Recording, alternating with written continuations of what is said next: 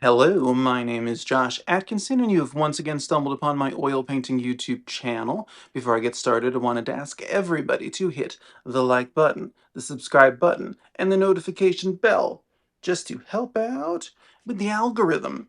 Well, it's spooky season. This is my uh, 2-year anniversary of posting a video every Monday for 2 years. I just said that, and so the first one was a Halloween video, the little character from the Tales from the Dark Side TV show.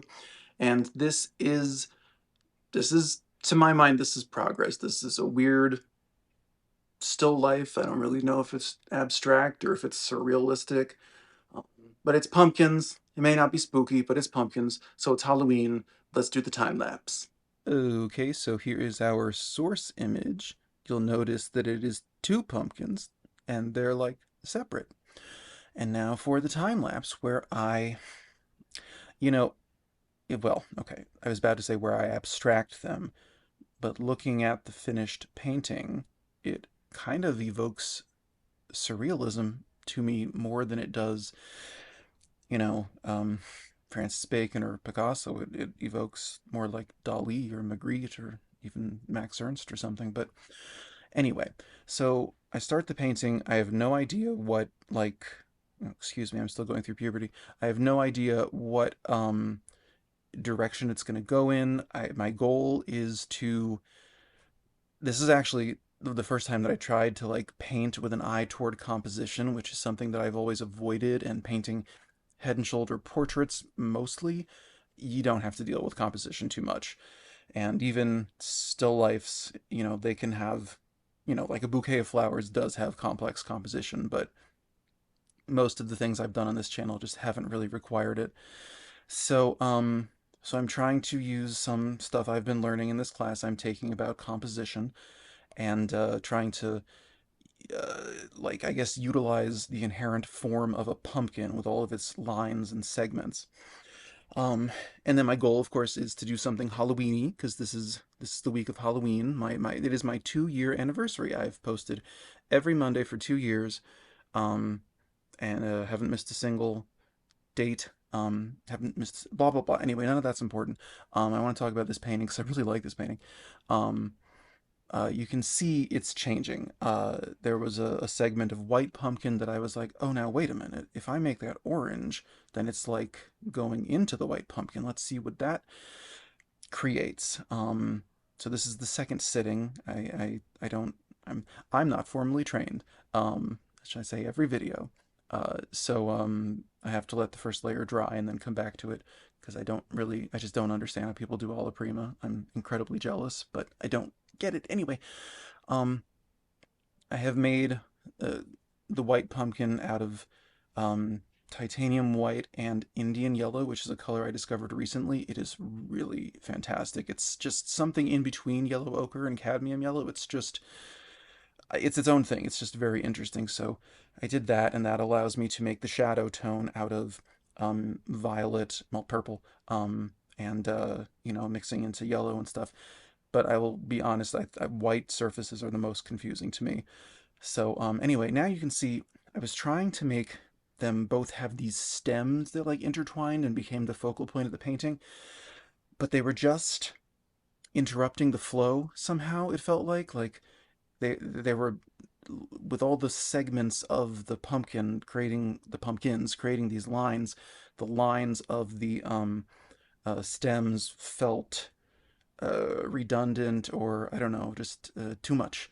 Um, I do a lot of battling. I'm sure you'll notice. I'm now changing the background color. I went with like something like a mauvey, dusty, rosy kind of thing, and now I'm going with this. Oh, I don't know, the blandest version of yellow green you could ever dream of. And finally, I land on a vibrant light blue, which I do because, well, it popped into my head. Um, okay, there's so many things to talk about. I'd always resisted using like overt displays of complementary color theory, but it just felt like the right background, and so I tried it, and it worked, and I'm happy about it. So at this point, I'm now realizing that I have this is a hard thing about abstraction.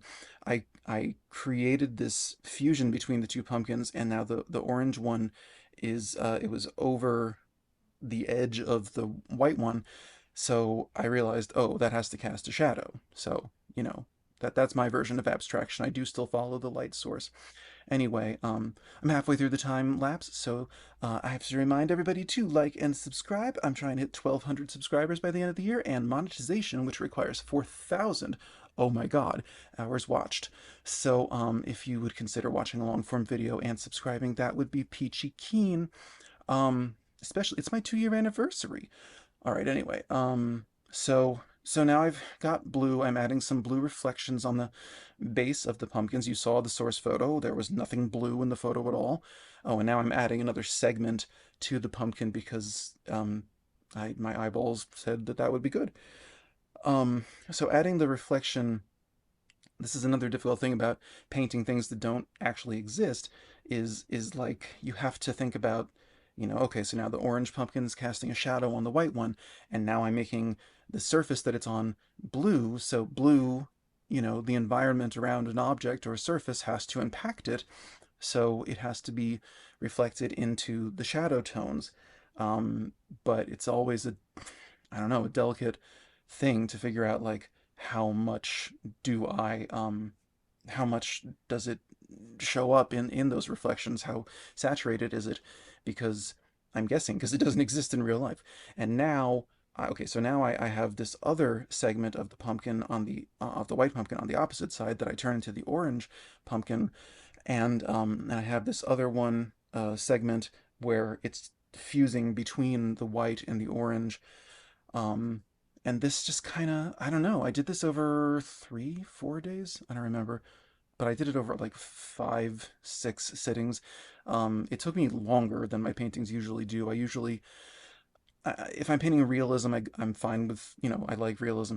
Well, this is kind of surreal, but if I'm looking for realistic rendering, as I am here, I tend to, I've always been a pro brushstrokes, impasto. I like texture, and now I'm kind of challenging myself to see, like, has that been a crutch all along? Like, can I do standard realism, and will it still have the same, will it excite me as much? It's just, there's nothing wrong with trying things, even if you don't like them, because they might help you grow. I'm saying this to myself and y'all. But anyway, so now I'm adding just some transitional colors on the orange one, a bit of red in between the shadow tone and the body tone. I'm adding some highlights, which I kind of knock back and bring up, and knock back and bring up. Um, Pumpkins are so tricky. They're so subtle. There are so many ridges. The highlights are never, I don't know, like they're just highlight color, like white plus complement dulled down, but it's somehow it can be too jarring if you go too heavy with it. Anyway, this is the finished painting. It is a 9 by 12 inch oil painting on oil paper. So then, yes, that is how I arrived at this strange little still life. I love this painting. I haven't said that in weeks, have I? I just it you saw the time lapse. You saw how it kept changing and evolving and really like telling me what it wanted to be. I set out with this goal of implementing composition and playing with complementary color theory and painting a pumpkin still life, and I had no idea that it was going to become what it is. I had no idea there would be transitions, and I don't even know what to call what all of this is, but I love it. Um, it's tricky painting things that don't exist in physical space, but I'd like to keep going in this direction. It feels in line with what I've been doing. So more still lifes and portraits certainly, and even landscapes. Pray for me. Um, but so yeah, that's that. I wanted to say thank you to the, I think, 10-ish new subscribers I got this week. I'm at like 1,092, I think. So I'm trying to hit 1,200 by the end of the year. Subscribers, that is. I also am trying to hit monetization, which requires 4,000 hours watched, if you can fathom that. So if you would consider watching another long form video, I'd appreciate that.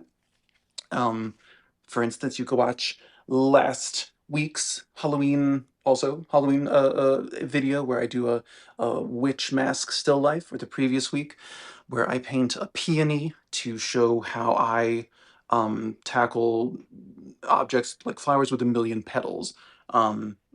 It's just one of those difficult things, and I don't know, I just feel like there are never enough tutorials on things like that.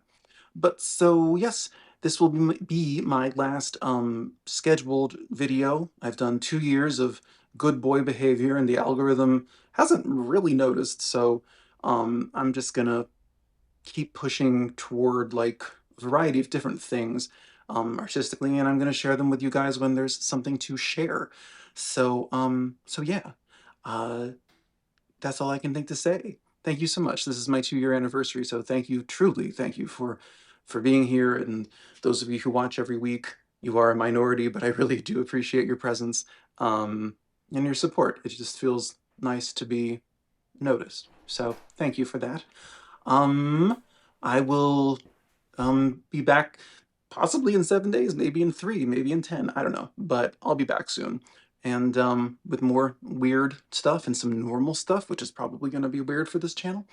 But that's that. Have a good Halloween. Have a wonderful Halloween. I'm going to try to see a ghost, just like I did last year, but this year I booked the like a haunted room. Just like, why would you have a haunted hotel and then sell rent out rooms that aren't haunted? Like, hello. Anyway, so wish me luck. I'm gonna terrify myself. And you have a good spooky season. I will see you sometime soon. Take care. And carve pumpkins, please, for me. Bye bye.